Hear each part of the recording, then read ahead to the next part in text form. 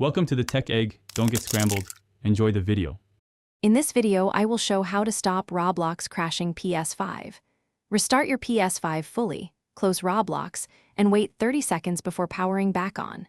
If crashes persist, try a second restart and test one game at a time. This clears temp files and helps identify if a specific place or user content causes the problem. Keep your PS5 firmware and game updated for best stability and smoother play. Make sure your PS5 has the latest system update installed, and then update Roblox from your library.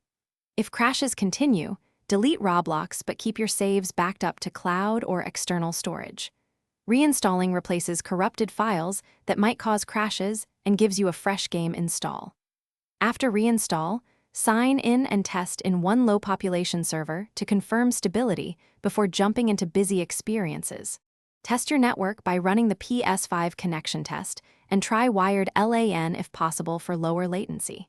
Clear space so at least 15% of storage remains free, which helps reduce crashing related to file handling.